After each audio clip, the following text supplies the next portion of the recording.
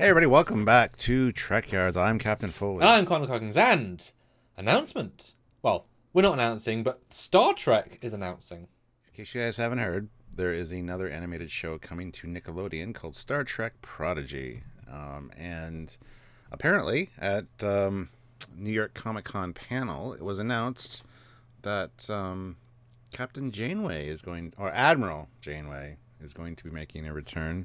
Kate Mulgrew will be voicing her character, and let's talk a little bit about that because it is news, it is breaking news, and it's something that we like to talk about. So let's get into it. Obviously, we were there. Weren't there, but we heard when Patrick Stewart was coming back, and that was the first time a legacy was coming back and being the show, the head of a show. And obviously that didn't quite go as we hoped, but I mean, it was still a Star Trek show. Then we had Lower Decks, which has now brought back Q, J.G. Hertzler, and in the last episode, spoiler, Riker and Troy. So bringing back legacies in that. Obviously, had 709 in Picard as well, but again, didn't go that well. So now, the next captain has been announced, like I say, Janeway. And I watched the announcement, and it was pretty nice. Mulgrew was very excited, very interested. Still sounded exactly the same. I know you have a thing about as actors age, they change voices. So she sounded the same, which was very important for animated, especially. And to everyone's surprise, although to be fair, they do sometimes mislead, as we know. But they were saying that she is the primary actor of the show. So she is. As Picard is to Picard, she is to this. She is the one that is the primary. I mean, certainly is a draw for the audience. And I know that we were both excited for Prodigy, but in the least sense because it is pitched as a kids show, which that is a broad range of what that could mean, from a Teletubbies to a young adult Star Wars. It's for kids, but it's also got adult themes, etc. And so, obviously, while we're going to watch it either way, we want you guys to watch us watching it. And so bringing back a legacy and a full captain shows they want to make the show be truly relevant, because you don't bring back one of the 5 captains to be the primary unless the show is going to be actually fully canon and mean something, unless you're wasting a character. And I know obviously every actor wants a paycheck, but hopefully Mulgrew is more keen to do a good job than just to be back again. Well, raises an interesting question. You kept saying captain even though she's now an admiral. Does this take place when she's an admiral, or does this take place when she's younger? Because if it's Star Trek Prodigy and she's the main actress, is it about her being younger, going up to the rank of captain? So the storyline of Prodigy, and they did re-announce it in the panel, is that a group of younger officers find an old Starfleet ship and go on adventures exploring the unknown with it. Which is an odd concept, but a good concept. And I think we even it's very similar to the Red Letter Media pitch in some ways, somewhat similar. And specifically when they went from, tangented off that explore the unknown to, and who's better to explore the unknown than the lady that explored the unknown for 7 years? Which makes sense. Now, they did specifically say Captain Janeway, which is worrying because we know that after Nemesis, or in Nemesis, in Endgame, she came back as a captain and promoted to an admiral, I think it's like 7 years later, 7 years, max. So there is a time in between. So there is a time when she's still a captain, but we know she's an admiral, at least in the current canon. They have not said when this takes place, but for her to be a captain, it would explicitly have to be after Endgame, before Nemesis, which means you'd have to have the grey uniforms, which is, hey, great. If it's exploring, you don't have to deal with the Dominion War, but I mean, deal with the after that. Or I guess, she came back right at the end of it, so there's also Dominion War theoretically. Or he made a mistake and meant Admiral. Couldn't it be leading up to Voyager? She was a captain before she got Voyager. How long was she a captain? Well, that was her first command. She was a brand new captain. Was it? Yeah. Okay. Yeah, she was fresh. She was a science officer on another ship, and she was promoted. So that would be like months. And you couldn't have a 3-season story. I mean, talk about doing a prequel. Let's prequel the character, then undo all the development. I mean, you need to have moving forward. Obviously, let's hope she doesn't demote herself from Admiral off of Nemesis. But I mean, if they want to make a show which fits into canon, putting between those 2 bits of time is good. You can use all the legacy characters again, as we saw in Lower Decks. exactly where they were. So it's got to be there unless they misspoke, because obviously, if you're called captain for all of your 7 years and then you cameo in one movie and become an admiral, fans that care will say she's an admiral, but everyone else will say she's a captain because they know her as that, Ooh, that is worrying, actually. It's like, would you say Captain Kirk or Admiral Kirk? What would be the default? Captain, because he was a captain for the longest, and he also got demoted to captain, so he's... But if someone said it during Star Trek 6 and said Captain Kirk, kind of like the offhand, would you crucify them for that? Or would you be like, well, yeah, everyone says Captain Kirk instinctively? And she really, in the announcement, highlighted that in the last 25 years, that Star Trek was about the hope and the positivity and the moving forward, which is great. Tell Kurtzman that. And that she's seen the inspiration, how many engineers and doctors and people have come to her at conventions saying, you inspired me, especially as a woman, that she's qualified that as well.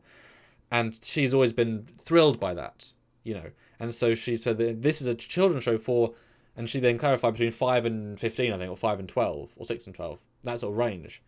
That this will inspire new children. She gets to inspire new children into the future. She's very, very... That's why she's in it. Which, as opposed to Picard, where obviously Patrick came back to be a very dark, deal with inner turmoil of the darkness of a character. So I'm very happy to see that Mulgrew is coming at it from a... You can't inspire a new generation by being a bad captain. So hopefully, logically, we'll get more of the same, but in a new era with a new set. And talk about, a captain that's dealt with some real shit. You could probably argue who dealt with more, Picard or Janeway, She could have been a lot darker. She could have been coming back as like the cynic, with the cigarette hanging out of her mouth. Kids, I've seen shit that, you have no idea what's out there. You don't killed the Borg Queen. What have you done? Oh, the Borg. PTSD, man. Oh. Yeah, Picard, you have PTSD? I have PTSD. I fought the Borg more than you did. Yeah. And I was assimilated. And I was too, Patrick. Yeah. Gonna switch from this kind of cigarette to this kind of cigarette because of the PTSD. Yeah. Actually, she could go really dark with that character. And actually, was Janeway longer assimilated than Locutus?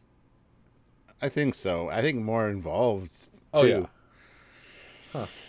That's another story. That's another video for sure. So that's all the information that we know. What do you think? Because a lot of that stuff was new for you then. Oh, okay. I'm hoping for the best. But Alex Kurtzman also announced, Picard's coming back. And I'm on stage with Picard, and we saw how that turned out. I'm not a fan of Alex Kurtzman. I don't have a lot of faith in that, unfortunately. The Captain Janeway thing bothers me. I hope it's an Admiral Janeway thing. Unless there's some good explanation. But other than that, it gives me a little more hope that it's going to be a more watchable show. When they said kids show, I was like, we're going to have to watch it and review it regardless. But maybe it'll be a little bit more enjoyable now. So I don't know. The irony is, and I don't know if you'd agree, I would consider TOS also a kids show. Do you know what I mean? No, because TOS is more dark themed. It's actually kind of like a horror.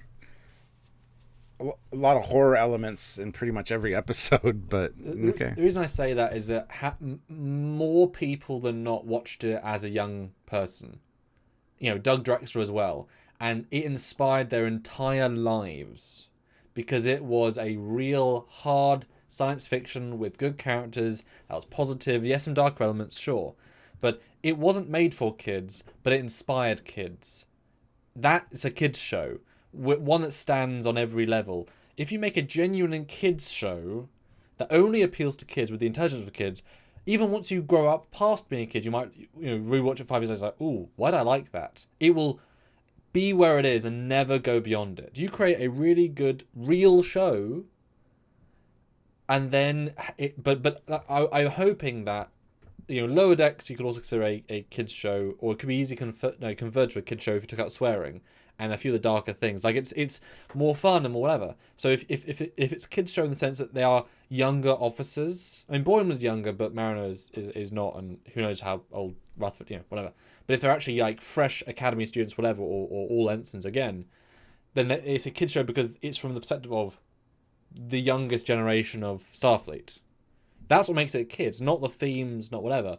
Because you don't want to also hide kids from realities of life. Obviously, not going to go X-rated, but you're not going to have daisies every episode. You want these things. How are you going to inspire them by just being positive? Now, you be positive as the end message, but you get there through some struggle. And so I like the idea of they, even if you want to go to like the Beta Quadrant, she gets lost again. Something really, I'm not sure how many seasons you could do of being lost. Although obviously, Simpsons is the same year every year. So, Prodigy, you could have 10 episodes, 3 seasons, all takes place in 1 year. That's certainly possible, Well, I'm glad for the addition of her to it. Makes it more real, doesn't it? Yeah. But it almost seems like a crutch now at this point. Like, we're going to have to use somebody from the old guard to kind of prop this show up. Is it a good thing? Was that planned from the beginning? Or was it run by people decision-wise or premise-wise? And they're like,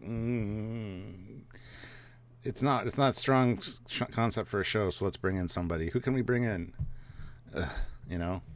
Yes, possibly. And again, the context in the because although I want to give back to Alex Kurtzman for a second, that she was Mulgrew was saying that she's already recorded some lines, and she's got 4 more scripts from the writers. The 2 people in the chat, which didn't really say anything, but they were there. You kind of got the vibe that they are writing it, and Kurtzman is not involved as much. Like, he's obviously a executive producer in generalness, but he's more announcing it because everyone knows his name.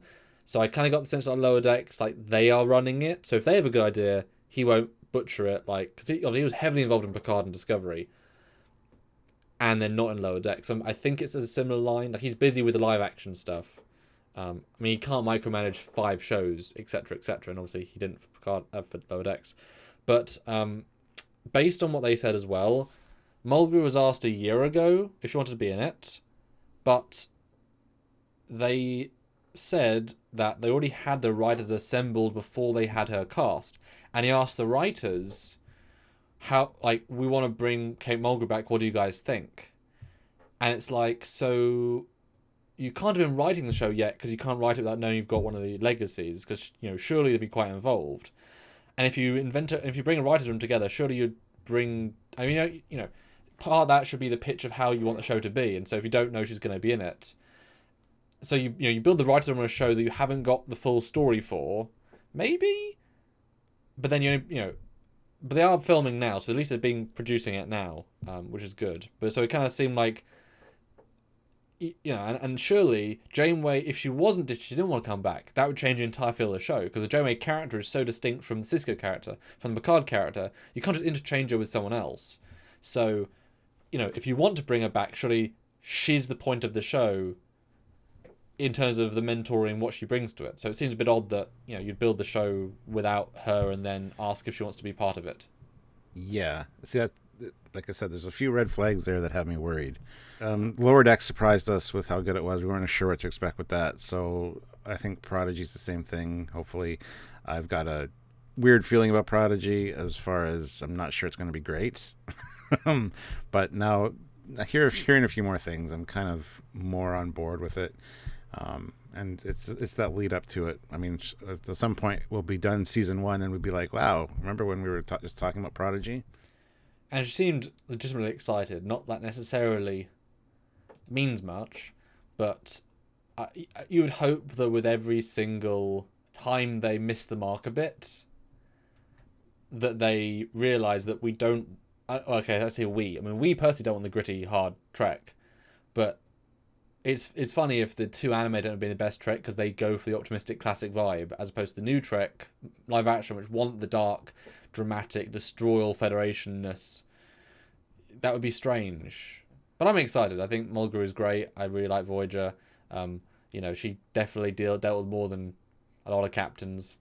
And kept her crew together. I know obviously it was part of the reset nature of the ship, so every week it was back together. But if you take that as part of the context that she chose to keep her ship in order for 7 years, Starfleet standard, kept the crew together that way, that's a lot of discipline for that woman who's a first-time captain on a brand new ship. And she also just defeated the Borg. And she also completely broke the Temple Prime Directive and undid the timeline. It's quite a big deal. She undid the timeline. Like, the real timeline. Well, that raises a question. Maybe she's a captain in an alternate timeline before she goes back, and who knows? Alternate timelines are a thing. Anyway, guys, put down below in the comments what you think about this announcement. Were you excited? Do you have a lot of faith that it's going to be good, or do you kind of have that sneaking suspicion it might not be so great?